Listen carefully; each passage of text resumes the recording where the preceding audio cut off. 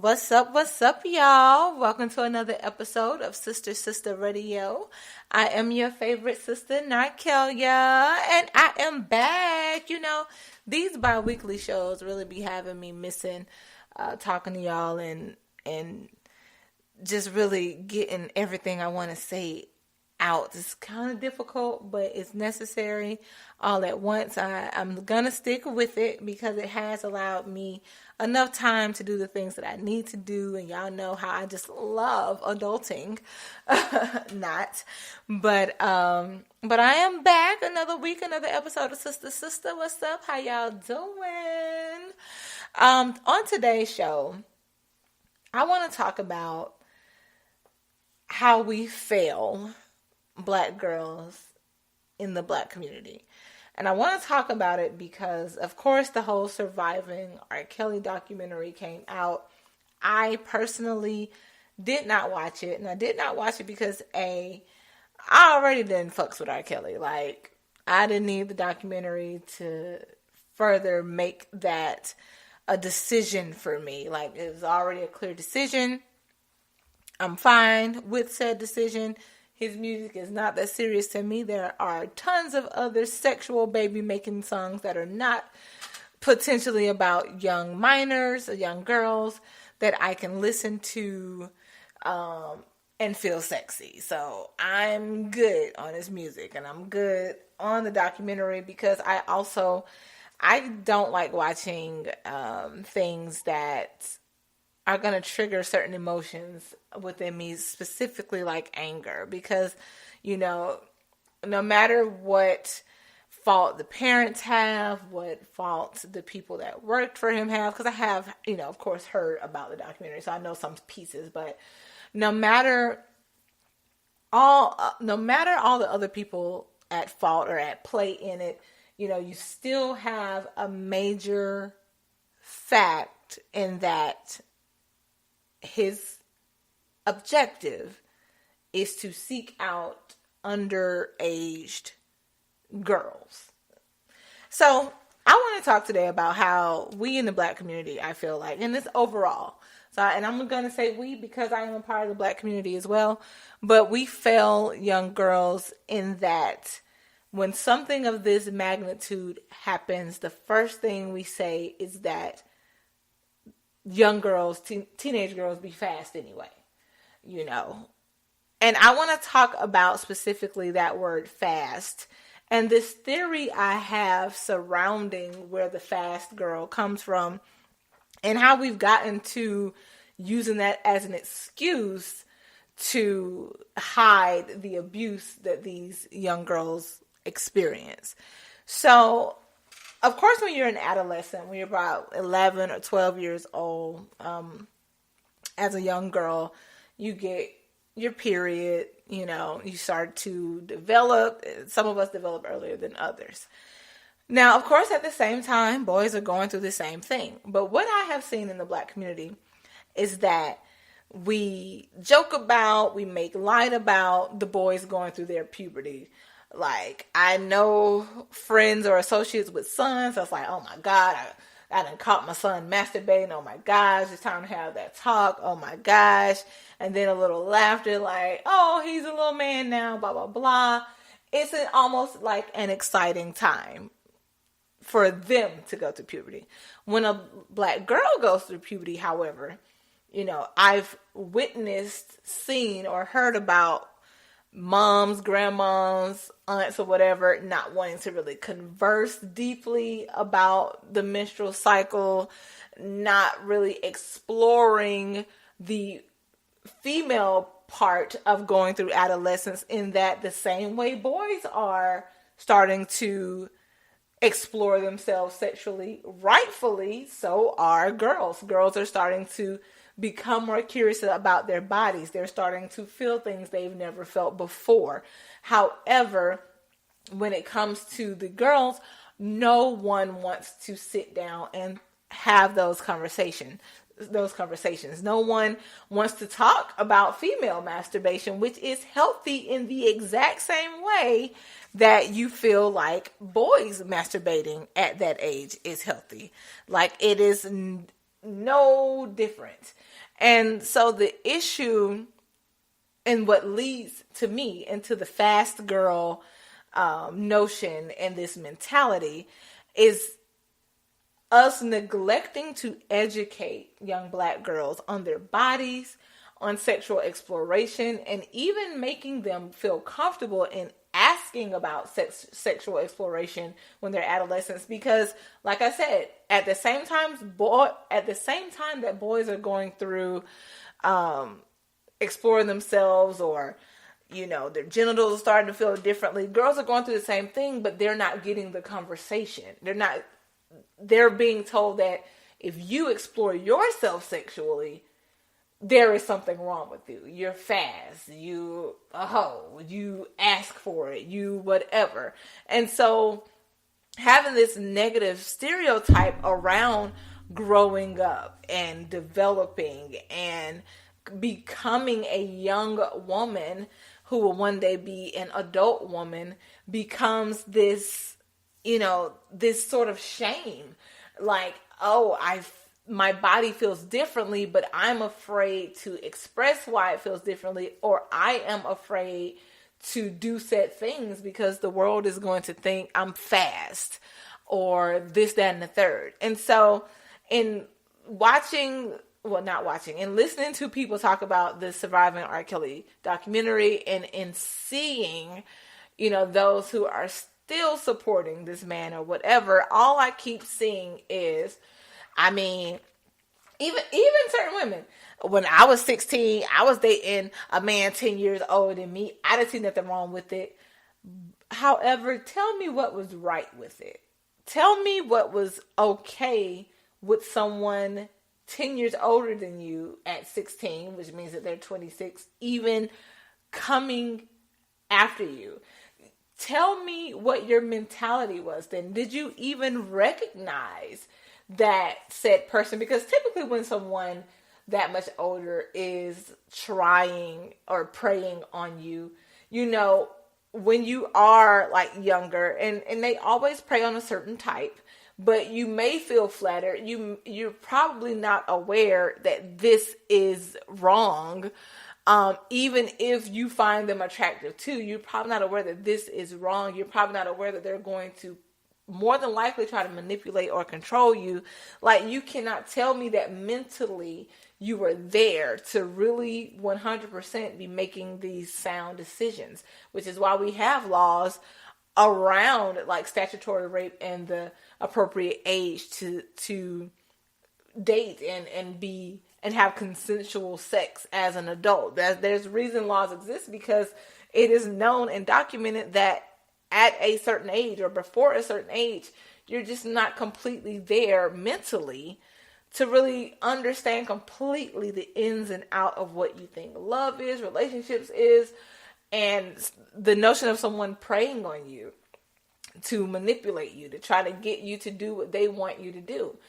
But like I said, in reading that, I was just baffled at the amount of people who blame the parents, who blame the people that work for him, but who more than anything and more disgustingly blamed the girls, these young girls, because that's what they are, girls. And the thing about it is, in our community, throughout history, Black women, starting with enslavement, have been hypersexualized.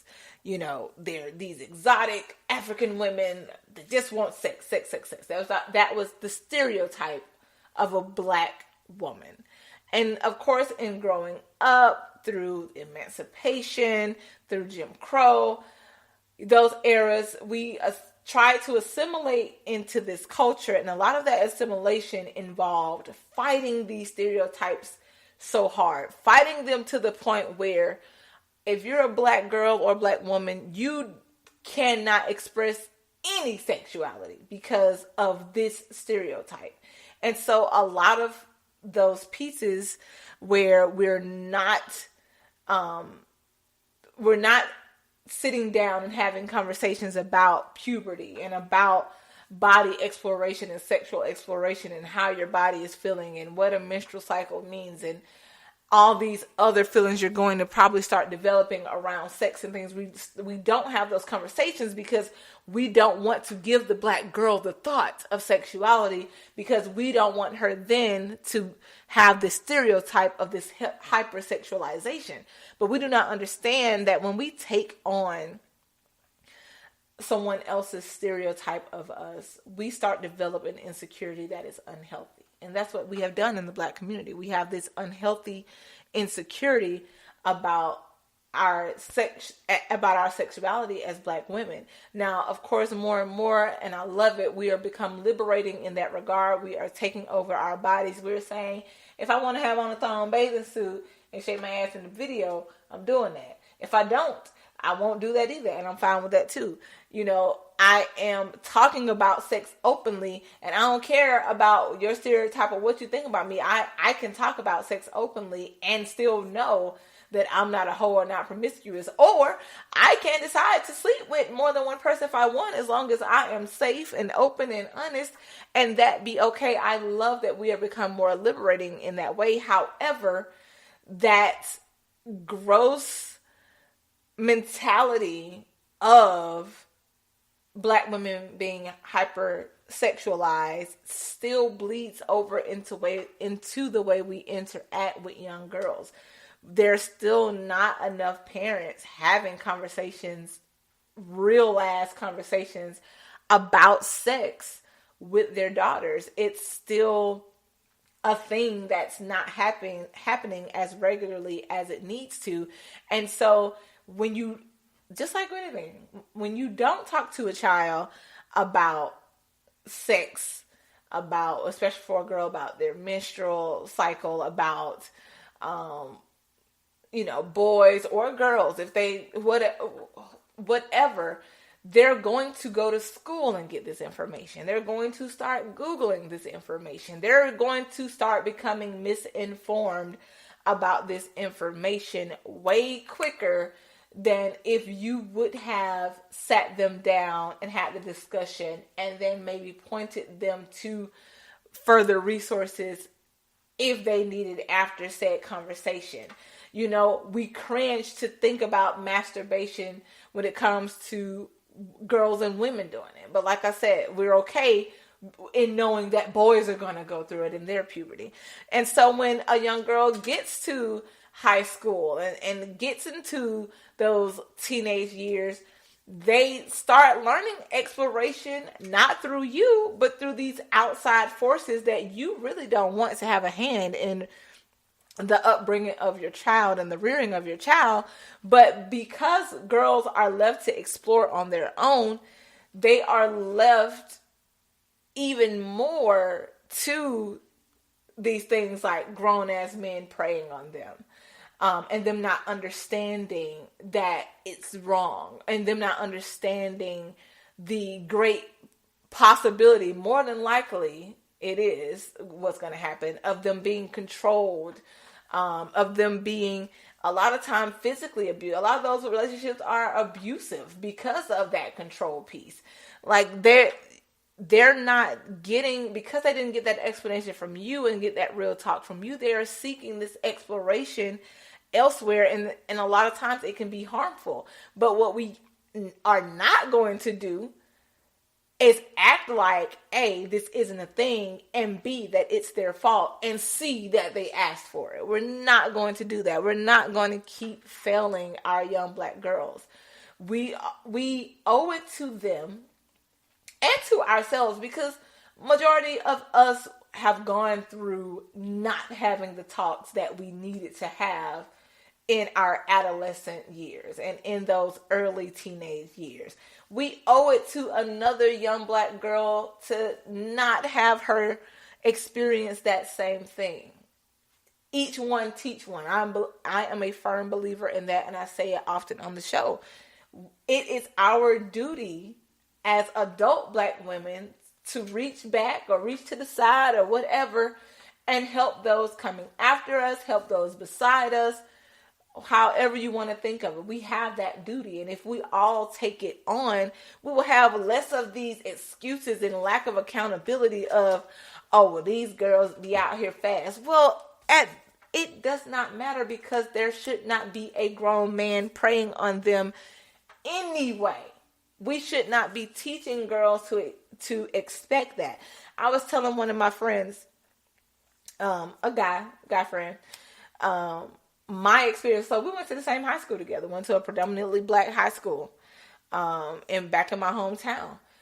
And, it is true. When you don't have to go through something, you're oblivious to it. And he was oblivious to the fact that after school, every day, the local dope boys are out there preying on the young girls. My friend and I have had guys follow us home in their car while we're walking to my friend's house. She didn't stay far from the school. Guys following us in their cars after school. Now, I'm 15, 16. Yes, I was shapely at 15, 16. That does not give you the right to seek, to prey on me because I'm shapely. It's not my fault that I'm shapely. I'm not asking for a grown man to approach me because I'm shapely. But you had grown-ass men after school following us in their cars, trying to pick the girls up. I had a friend, 16. She was dating this 28-year-old dude. Of course she thinks it's cool. A kid is going to think it's cool. A young girl does not understand, even if she thinks she does. Because at that age, you think you know so much, but you know nothing.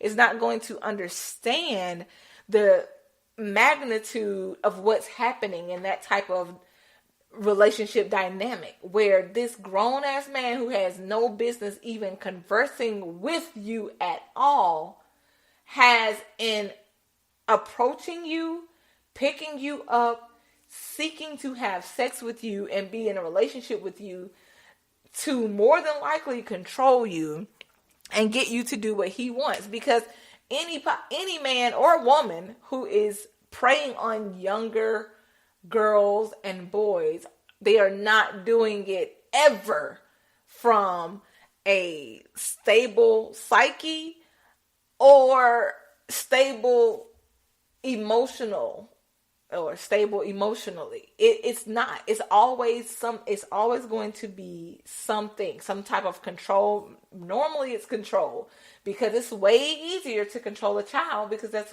who these people are. These are children. Whether they're 14, 15, 16, this is still a child. A child, no matter how much she thinks she's mature, does not understand what is about to happen to her, no matter how cool it is. And that's why I say we have to stop failing our girls and have honest conversations.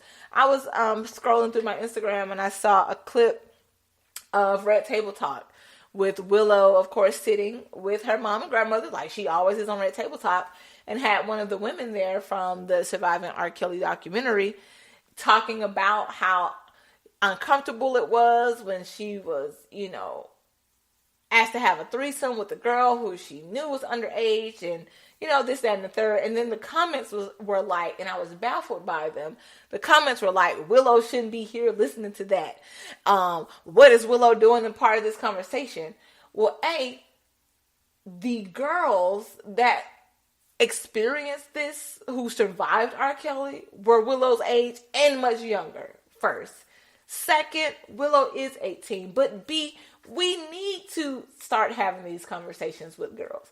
We need to say real talk. Like, the one person in my life I value the most, who schooled me on the way shit works out here, as far as sex goes, as far as what you don't need to put up with from men, or as far as self-love, is my father. My father had real ass conversations with me, and he still does to this day, which is why I call him my best friend. Like, for real, we can hang out. That's my dude.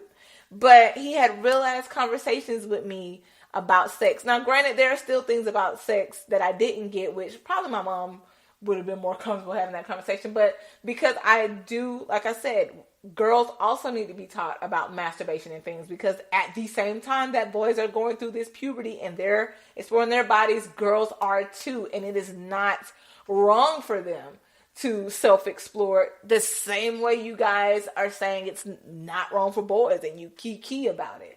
Like, girls have to be a part of this conversation about their bodies so they can know what is not right. So that they can know when, I don't need to be talking to this dude. Because in those situations where grown ass dudes was following us home after school, the local dope boy, I snatched my homegirl arm quick, and not that she wanted to go, but as a protector, because I always feel like I'm a protector of my friends, even though I ain't gonna bust a grape, but I might.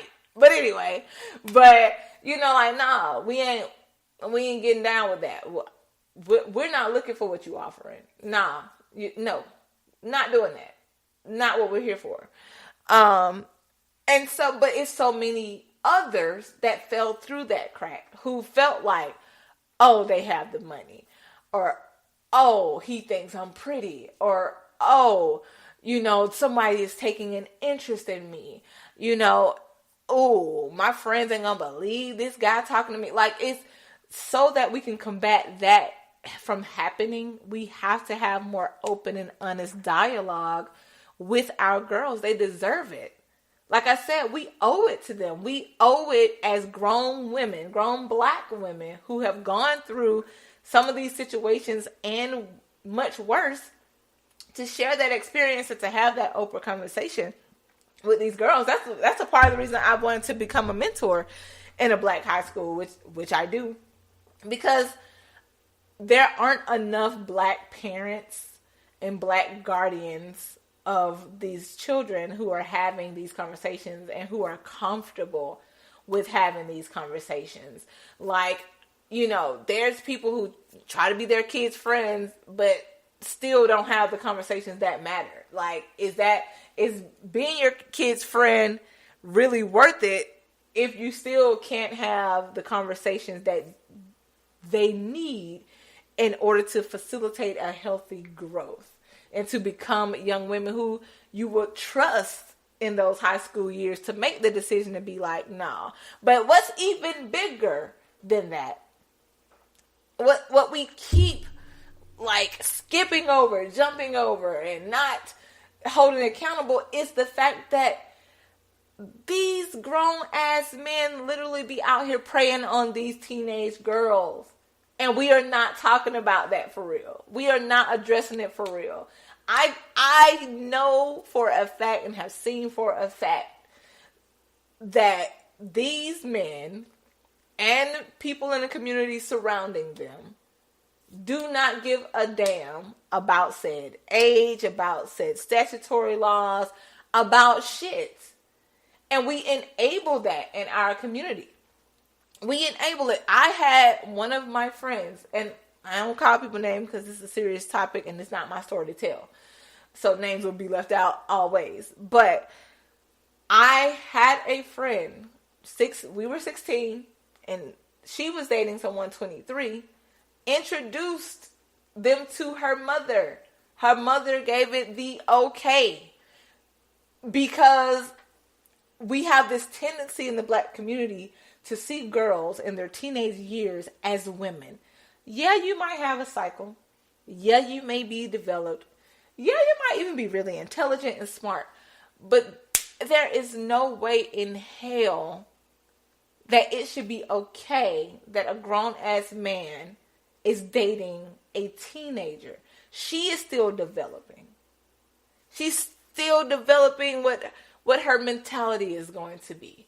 Shit, even I'm still evolving in my 30s. So, and I can think back to my teenage years, the way I thought in college was different from the way I thought at 16.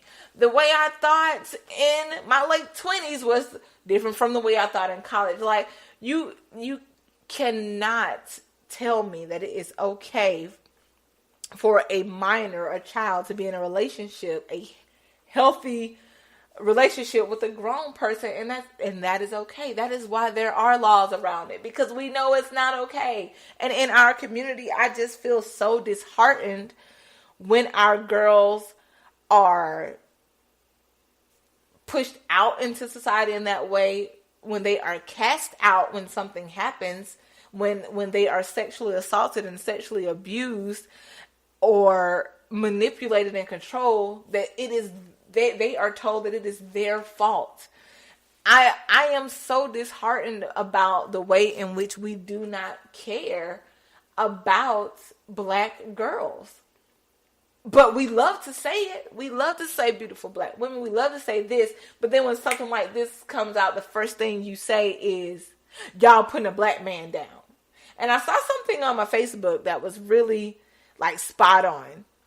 When y'all say, you know, we all for black people and black unity or whatever, what y'all really mean is that y'all are here for black heterosexual men. That's who y'all really are here to support. Y'all are not really here to support black women. Y'all are not really here to support black queer people. Because anytime something comes up that has to do with a woman going against or being on the opposite side of what a man is saying, or someone who is a part of the queer community going against what a black straight man is saying, there is an uproar, and the main argument is that we're trying to tear the black man down. Ain't nobody trying to tear no damn black man down, because this one black man is not representative of all black men. And if he was, if the representative for all black men is a predator who preys on teenage girls, then shit, tear all y'all bitches down then. Honestly, if that was going to be the case, but it is not. And so stop saying that dumb shit. We have to start holding each other accountable, because if we can't hold each other accountable and move forward and move our community forward and chastise those who need to be chastised, then we're always going to be stuck in this place. We're always going to be stuck in this divide. We're always going to fail our girls like we've been failing our girls. And honestly, we're not even helping our boys either. Because even when they're going through puberty and those adolescent phases, they're not even getting the conversations that they need. They're not getting the conversations about consent that they need. They're not getting the conversations they need about practicing safe sex. No one's getting the conversations that they truly need in our community. And I don't care what's happening in other communities. I'm a part of this one. This is the community that I grew up in. This is the community that I will die in. I'm black. So I'm going to forever call out what we got going on. Yeah, I know it's some fucked up shit outside of this, but I'm trying to fix us. I care about us first. And more than anything, I care about black girls and black women first, because we carry this shit. We are the birthers of this.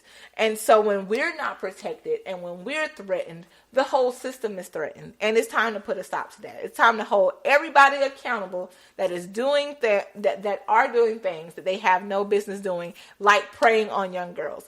You gotta go. You gotta go to jail. Bye. Fine. Guess what? There's other black people out here that we can support. We don't have to support this black person. I'm not supporting anybody who's more than likely singing about a minor. I'm not doing that. Because in that particular instance where your art is directly tied in with what you're doing, you can't separate it. You can't separate it. My mind's telling me no, my body's telling me yes. Bitch, who is you thinking about? Because that don't sound right to me. And I can't get down with that. No. Like, go listen to Tank. Tank make tons of baby making music. Here for it. Love it. And he's not out here preying on young girls or young boys or out here drugging people and slipping things into their drinks. And, you know, I'm just baffled by the amount of people, like I said, who still have an excuse, who still refuse to hold this man accountable for his actions. I really just don't understand why we're blaming the parents, we're blaming the people that work for him, everybody except him. We're even blaming his own trauma, which I don't wish trauma on anyone, but hurt people don't have to hurt people. That is still a choice that he's making. And like I said, anybody that doesn't really have relationships with their kids already side-eyed me. Like, what you got going? It's just too much.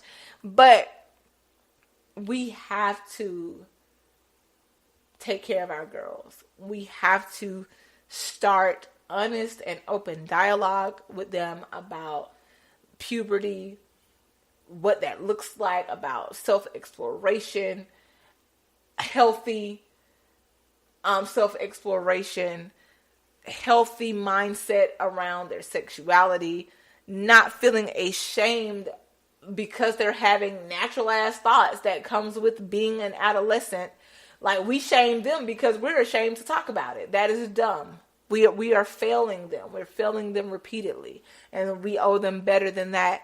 And that's all I wanted to talk about today, is that we owe our girls more. We have to come together and do more.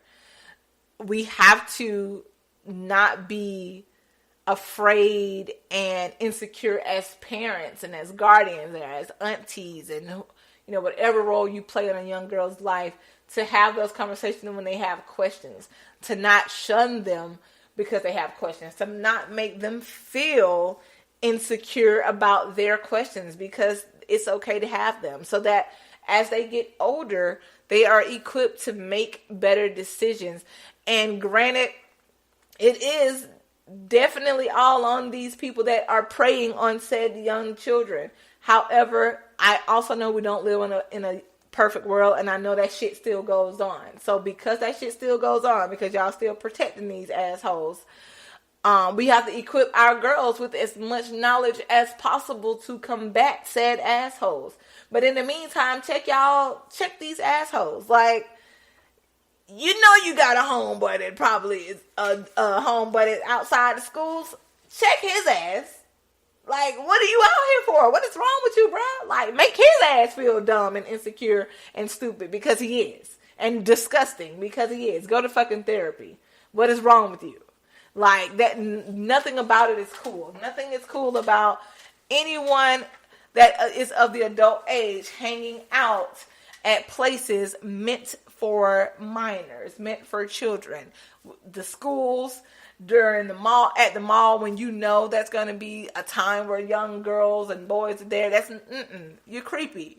If something's wrong with you, go get help. Tell your homeboy, homegirl, go get help. If that's what they out here doing. And we've seen it. I firsthand have experienced it. It is disgusting. It is wrong. We need to hold each other accountable in our community just as much as we hold people accountable outside the community. That's all I have for today. I thank you guys always for supporting Sister. You know what? I'm going to just go and post this episode as soon as I finish editing it. I'm not even going to wait till 8:30 to post it. It is going live as soon as I finish editing the beginning where I was talking to myself and to y'all here on Instagram. What's up, y'all? But yeah, we got to do better by our girls. That's just that we owe them better.